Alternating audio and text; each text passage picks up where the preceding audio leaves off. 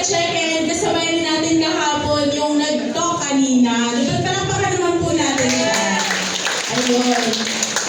Balita ko namin na pong bago ngayon. So, papakilala po muna ako. My name is May Haloshos and I'm from the province of Zamboanga del Norte. Yun. Ano yun? So, alam niyo po ba, bago po ako na-involved dito sa Ascendra, ako po ay former student nung na-invite. I mean, dito sa industry. So, nung na-invite po ako sa industry na ganito, hindi ko po masyadong alam ang ganitong industry. So, nung in-invite po ako, hindi ko talaga, wala talaga akong literally walang idea sa ganitong industry. But, since my parents is a traditional business owner and yung mother ko po is an OFW from Japan, right now resident na din po siya sa Japan, wala po ako masyadong time sa family dahil bata pa lang po kami. Kami po yung tipong mga estudyante na pagkatapos ng pag-aaral, nagtatrabaho po sa business namin. So in short, lumaki po ako sa family background na halos po yung time namin napupunta sa traditional business, pinangarap ko rin po na balang araw, magkaroon din ako ng magandang buhay. Ayun. Lahat po ba tayo na nandito nangarap na magkaroon ng magandang buhay? Yes. So alam niyo po ba, nung nag-aaral po ako at the age of 17, meron po akong kaklase na sobrang kulit. And yung kaklase ko pong yun, gusto niya po akong i-invite sa business na ginagawa niya. Kaya lang, since meron po kaming traditional businesses, hindi po ako naniniwala and hindi ko po nag-gets yung idea na kapag in-invite ka sa ganong klaseng negosyo, pwede kang magbigay ng pera, tama ba?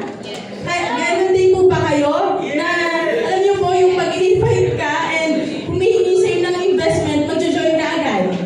Hindi rin, di ba? So, ganon din po ako. Nung nag-start po ako, medyo skeptical ako sa ganong paraan kasi pinalaki po kami na pag family business yung inaasikaso, family business lang din kami hanggang pagtanda.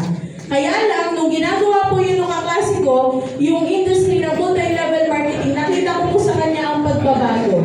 And habang ginagawa niyo po yun ang ginagawa, na-meet ko po si CSO. Si CSO po that time, pumunta po siya sa lugar po namin. And then, na-meet ko siya, naintindihan ko yung business. To cut the long story short, na-involve po ako sa Project High Community. Nakuha ko po lahat ng success na nakuha ko sa MLM industry. And, kagaya po ng iba, in just 8 months po doon sa previous company ko, nakuha ko po yung first million. And alam niyo po, nung ginagawa po namin yung business, yes, masaya dahil marami tayong natutulungan na tao, marami po tayong na-uplift na mga backgrounds ng iba't ibang mga tao, kagaya na nag-talk kanina, OFW, di ba? Kasi like my mother, hindi na rin siya nakauwi ng Pilipinas dati dahil kulang yung pera. But because of mga ganitong opportunity, nagkaroon ng mas maraming opportunity na kumita. Tama? So alam niyo po, nung napakita sa akin yung opportunity ng Ascendra International, hindi na po ako nagpaduda-duda. Hindi po ako nagdalawang isip, talagang ginawa ko po siya kaagad. As in, nag-message po agad ako kay Upline Joseph na okay lang po ba manghingi ng presentation. Hindi ko rin siya pinag-aralan dahil agad-agad pinresent ko po kaagad siya sa partner ko. And yung partner ko sobrang supportive din dahil sabi niya, sige kung gusto mo yan gawin, susuportahan kita. And alam niyo po ba, in less than 2 weeks po, ang laman po ng account ko ngayon nasa more than 500,000. Yes. So, hapon, nag-encash po ako, nakuha ko po ang aking 250,000, 800,000. Totoo po yung sinasabi kanina ni Coach, yung nagtalk kanina na yung nag-network ka, kumikita ka ng malaki, pero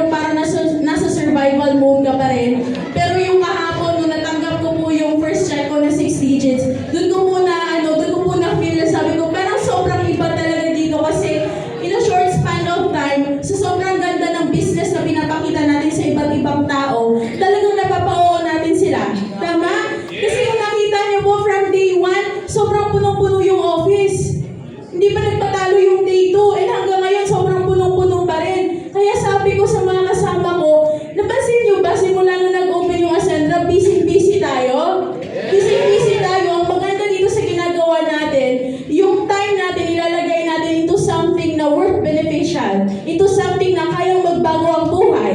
Ito something na kayang magbago ng buhay mo, hindi lang ngayong taon, kundi sa susunod na mga taon hanggang 10 years and more than 10 years, yun yung pinakamaganda.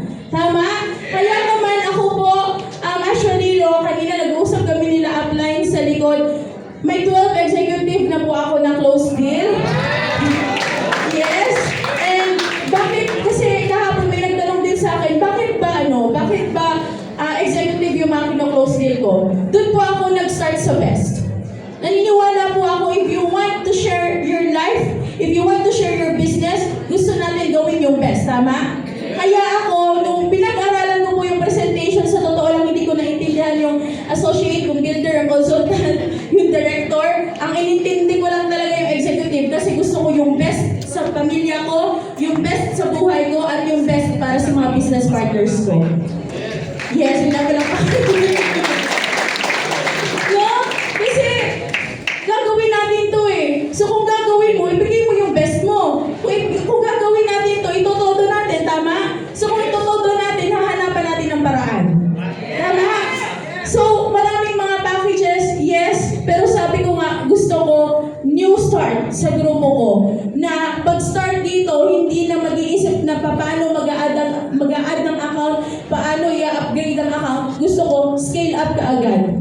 Lahat po ba tayo gusto ng ganon? Yes! Yes. And kung lahat tayo gusto nyo ng ganon, naniniwala ako gusto nyo ng breakthrough. Yes. Taas ang kamay ng mga dating networkers. Ay, networkers pa rin. Sorry. So, talagang na-overwhelm kami kasi sabi ko nga kay upline kahapon, first time ko mag-share na galing ako sa previous company pa, ano ba? So medyo naggalito-lito ako kanina. Pero alam niyo po ba, again, breakthrough. Alam natin lahat ang breakthrough, tama? Yes. Kung naniniwala ka na itong company na ito magdadala ng breakthrough sa'yo, dapat yung hataw mo pala ngayon pang breakthrough na. Yes. Kasi yung mga taong mag-join sa'yo, tutulungan natin eh.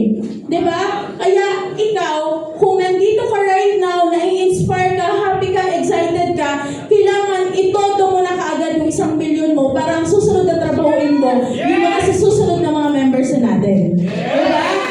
Diba? Kaya thank you so much. Yun lang po ang masishare ko sa inyo. Thank you so much po sa founders natin dito sa Ascendra International, and of course sa the Founders Circle. Yes! Kasi syempre kung wala po sila, wala din po ako ngayon dito. Kung wala po ang support nila, wala po ang mga members po sa grupo ko. And last na lang na iiwanan ko sa inyo, no? Kung gusto nyo pong bumulusok kaagad, tanggalin po natin ang fear. Yes. Marami po akong napresentan. Yun pong kinita ko na more than 500,000, sabi ko nga sa mga members ko, sa business partners ko, sabi ko sa kanila, hindi po yun tinrabaho na lahat nag-oo. Tinrabaho ko po yun, marami ding naghindi. Marami ding oo pero humihindi pala pagkatapos. Yung pinakain ko, sabi marami daw akong mag-executive doon. So tinodo mo, di ba, binayaran mo. Tapos hindi naman pala. Nakarinig ba kayo? Yes! Naman nangyayari yun eh. Pero alam mo, kahit nangyari yun, kung hindi siya, doon lang ako nakatutok sa gusto kong mangyari. Kasi wala namang magdidikta ng buhay. Kaya kung umayaw siya, eh ano ngayon? Tuloy-tuloy ako sa buhay. Sige, so kailangan ganun din tayo. Kasi dito sa Ascendra, we're built for greatness. Alam ba kayo doon? Yes, we're built for greatness dahil sobrang ganda ng company plan para sa ating lahat. Nung nakita ko po yun, di ba? As a business owner, traditional business owner, sabi ko, yan na yung solusyon. Nang hindi lang ng network builders, kundi ng lahat ng mga negosyo sa buong Pilipinas. Kaya, alam niyo ba? Thank you. Alam niyo ba, ang target ko hindi lang mga networkers, hindi lang mga individuals. Ang target ko talaga mga negosyo. Kaya lahat, executive account. Lahat po ng lahat po ng mga tao na kumikita sa Pilipinas, lahat po sila, lalong-lalo na yung mga successful people. people na nakita natin sa Facebook, most of them dumaan sa network marketing.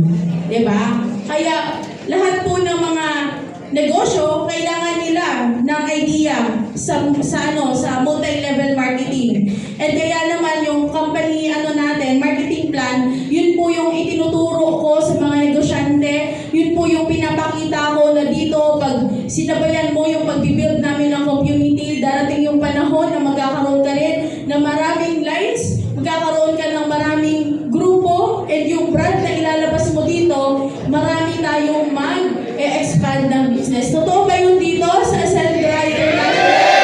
Yes, totoo po yun. At kung lahat po ng yun nakasulat lang doon, isa po ako sa magpapakita sa inyo na magkakatotoo yun.